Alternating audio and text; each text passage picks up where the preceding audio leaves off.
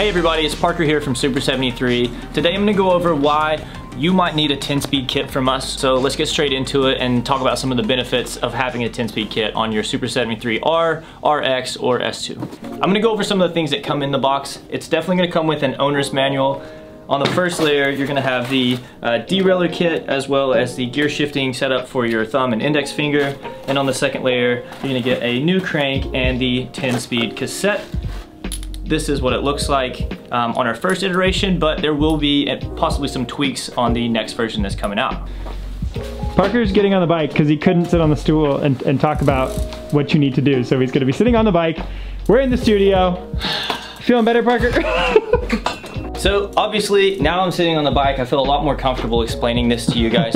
It's pretty straightforward. When you're pedaling the bike along, when you're in the highest gears, when you're at 32 miles an hour and the top speed of our Super 73 RX and S2, you really don't have resistance with the stock cassette. But when you put the 10-speed system on, you're gonna have a very small gear in the back. That's actually your highest gear, and that's gonna allow you to have resistance, and it's gonna conserve batteries. So when you're cruising along, you've got a 20-mile ride, and you're top speed the whole time, you might have half your battery remaining, when in another scenario without the cassette, you might have only a quarter or less.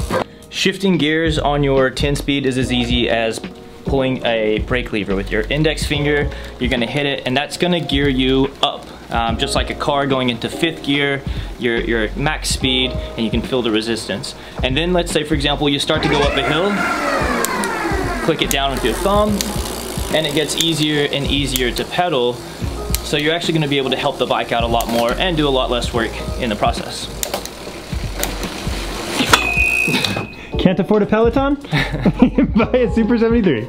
So when the chainring is on the largest sprocket, that is your lowest gear. So that's like being in 1st gear in a car, so pulling out is quite easy with this. And then you click with your thumb, you're gonna go down each gear.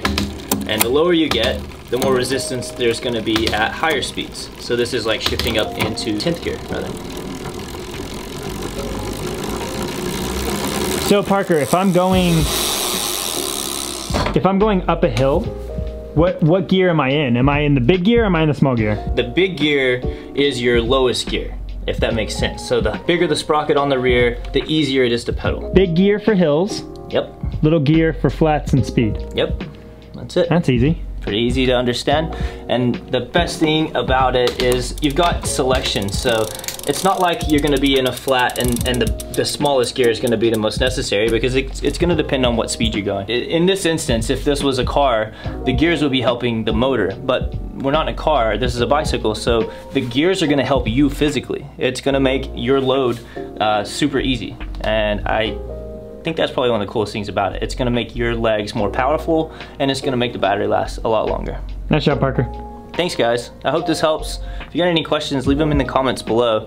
Maybe I'll be able to answer some if I didn't answer enough in this video. We do have a how to install video available, and I'm also gonna put the link to that in this video. It's gonna be in the description, and we do recommend you getting a professional bike mechanic to do that, because you're not gonna get the professional tools that you need to install this. But I think that's it guys. Thanks very much. Enjoy your new 10-speed kit, or don't if you didn't buy one.